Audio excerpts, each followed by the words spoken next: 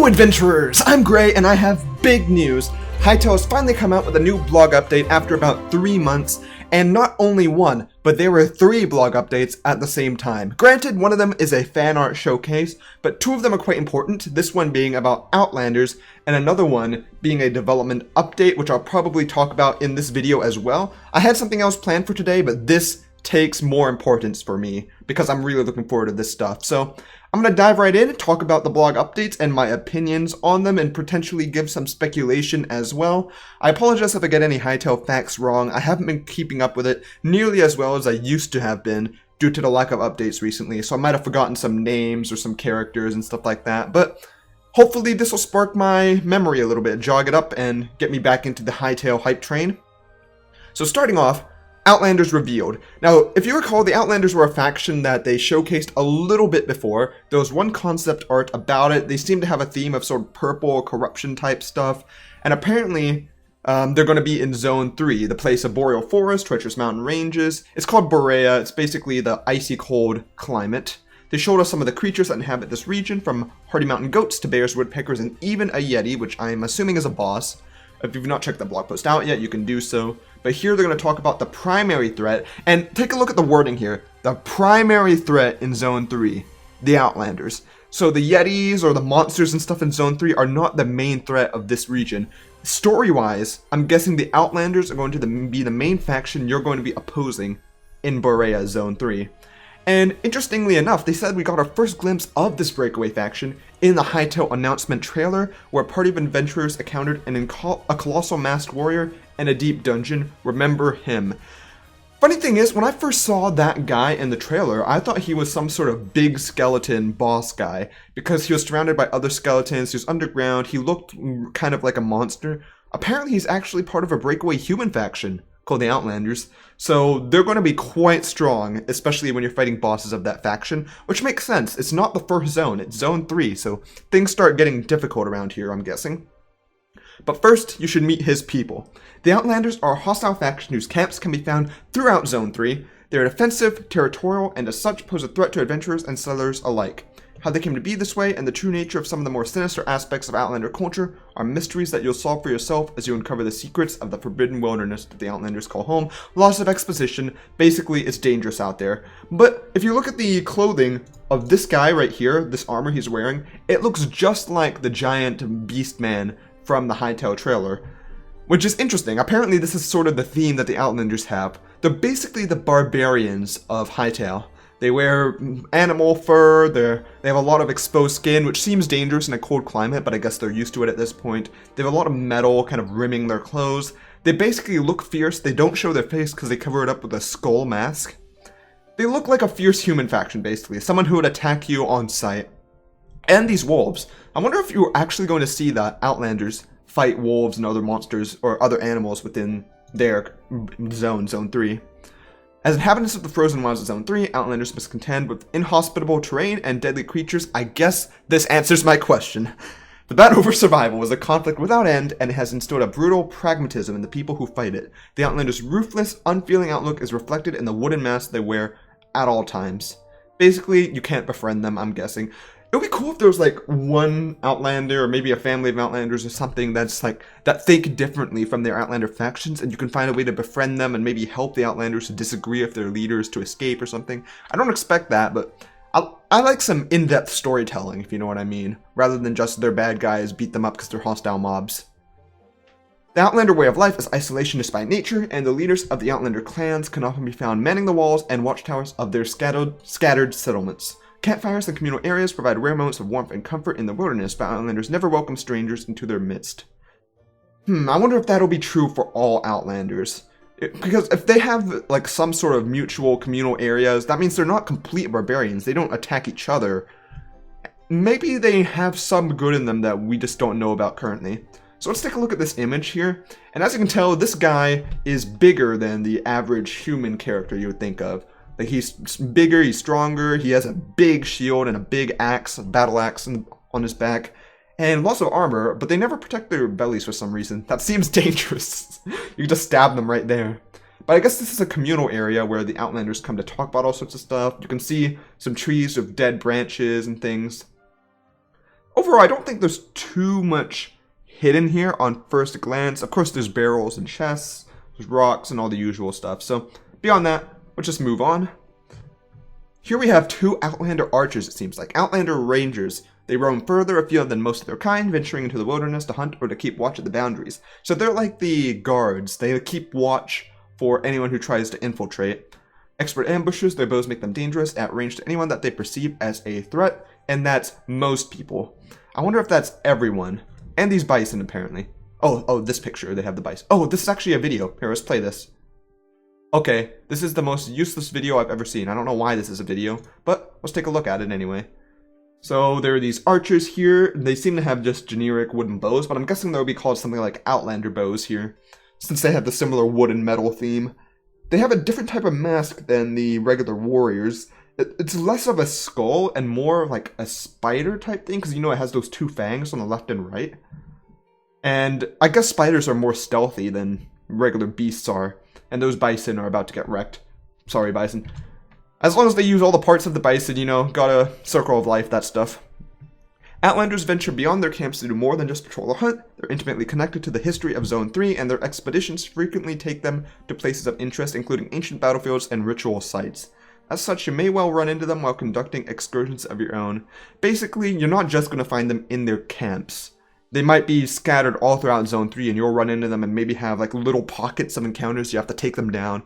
Maybe there'll be a scouting group that you'll find just scouting a forest, and they'll attack you and you have to fight them. Maybe you'll enter a cave and you find a group of Outlanders mining and you can take them down. Once again, this is speculation, but this would all be stuff that's really cool. My question is, will you be able to find these zone-specific enemies in other zones?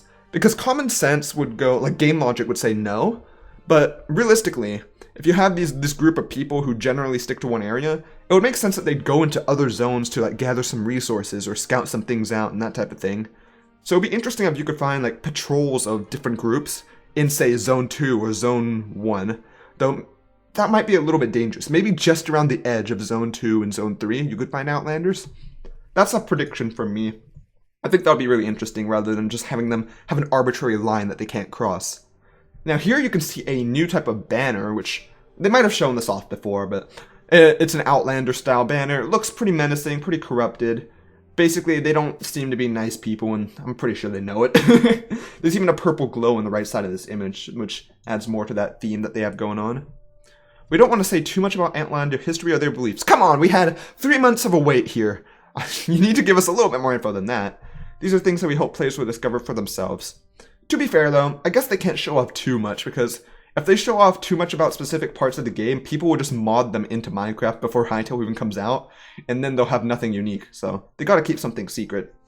Suffice to say, they've always seen the world differently to other elements of human civilization, and this difference, combined with their particular connection to Zone 3, has led them to explore darker forms of magic.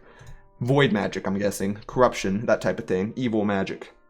Anything hidden in this image? This is just a nice shot of an Outlander base, I guess. Not as purple as the previous images. This one looks a little bit more lighthearted and sunny. Must be dawn breaking. The evidence of these beliefs can be found deep in Outlander camps, where those who commit themselves fully to the esoteric path adorn their dwellings and their bodies with sacred symbols. At night, the campfires of these Outlanders burn green. So not purple, but they burn green as they perform mysterious rituals. Okay, so we're going to have to find out what these symbols mean, what the history of the Outlanders is, what type of magic they use. That's all going to be stuff we find through gameplay. I mean, people could speculate, but there's going to be no way to truly know until you play through the game once it inevitably releases, hopefully. Hopefully it releases at some point. My question is, how can these guys even see? They've got a permanent metal blindfold on. Maybe they sense people's aura or something. They seem like the mages of the group of the Outlanders, because they don't have a sword or a spear or an axe or anything like that. This looks more like a dragon head staff, like they can cast magic at people. There is a sword on the bench over on the left side, along with what looks like a vial of some sort of potion or something like that. And other than that, not too much. Yeah, I don't think there's anything much hidden here. I like the designs though. They look quite creepy, and their hair is also, it looks like it's falling out, honestly. Looks like it's been corrupted. Outlander rites occur in well-defended encampments and hidden places. It is said that they have achieved a measure of mastery over death itself. drawing this power from the mystical waters of the wilderness. Whatever the truth, magical power is wielded chiefly by Outlander priests. Okay, so these are Outlander priests, apparently. Oh, wait, no. Is this guy like a... Wait, so are these guys the priests, or is it that one guy who comes in at the end of this? This is a little bit laggy, by the way. I apologize about that. So you can see these guys, but there's one guy who looks like a master priest. Maybe it's a necromancer. I'm thinking maybe these guys are priests, and that one guy in the lead could be a necromancer or something along those lines. I can also see a skeleton chest at the back left side, which seems to be a boss chest. Maybe you need to kill the boss of the Outlanders in order to open that and get some sort of key. And I thought I saw something walk by for a moment, though maybe I wasn't paying attention. Yeah, wait, oh, there's a mouse just going by in the back. Okay, we've seen the mouse before, but that's a nice little Easter egg. Let's see. Yeah, they are like necromancer type things with the mastery of death, so we'll see if they can bring... Oh, and that would make sense. That's why the Outlander in the Hytale trailer has skeletons all around him. I'm guessing those are like Outlanders who passed away and he brought them back to life through necromancy powers. And that's why they're willing to serve under him rather than attack him. That's interesting. I like that. Priests bring... Oh, so the guy with the... This guy at the bottom of the video is the priest. So the one with the 4 skulls on his... Or 4 or 3, I can't really tell, on his staff. I guess the other guys are like lesser priests. I don't know. Or maybe just... I don't know what they'll be called. Priests bring water magic to bear in defense of their people and act as the leaders of the Outlander civilization as a whole. The connection to ancient magic makes them uniquely important figures and formidable foes. So they're basically like leaders of Outlanders, potentially bosses in some way. No, I'm assuming not as big of a boss as the one from the trailer, but still like tough enemies to defeat. And I guess they'll drop good loot. Maybe you can get their staff and have skeletal minions. That would be really cool if you could get magic weapons that bring enemies to side with you. Not the most formidable mind. That honor belongs to someone you've already met. Oh yeah, that's from the trailer. Okay. I like how I'm predicting stuff right before they get to it, because I haven't read this blog post yet. I'm just going step by step. Looking at this picture though, one thing I can immediately spot is this bird at the top right. It looks like some sort of a crow. Honestly, it looks kind of like Corviknight from not Minecraft, from Pokemon Sun and Moon, which is kind of funny. Very menacing sort of crow creature. There's also dead tree trunk going up. That's kind of creepy, and an Outlander base in the back. I really like the dead branches they have on these trees. They're the trees that have no leaves. And they still have a texture that's like leaves in that they're randomized and it's like different with each one. They turn it and all that stuff. But instead of it being leaves that are randomized, it's dead branches, making it look like a nest of jingled up rotting wood. And I like that. That's really cool of an effect to have. And on the priest design, not too much to point out. He's covering himself up a bit more than some of the other ones. Still has the belly open though, and has that staff, of course, and the glowing eyes. And now we get to look at this guy. He said, told you he'd been working out. Let's take a look at this. Oh, I see.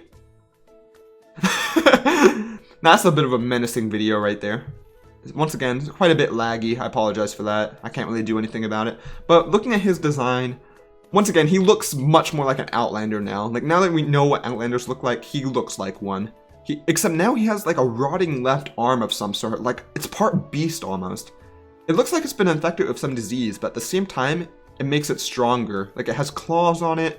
It looks really gross and bigger than his other hand by quite a lot. Like, it could smash really easily. And his other hand has, of course, a mace. He has armor on his legs and body. This guy's going to be a tough one to take down, and I may need to rely on ranged weapons whenever we fight him.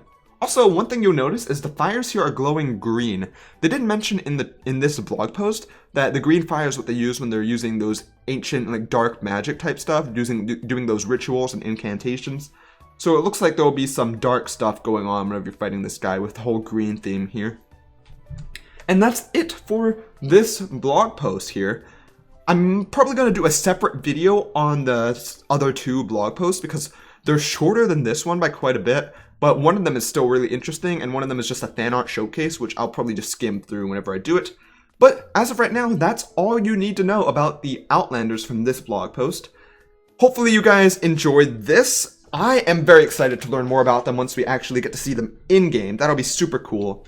But for now, just enjoy this guy coming at you, and I'm going out. So hopefully you guys enjoyed, and I hope to see you all on the next adventure.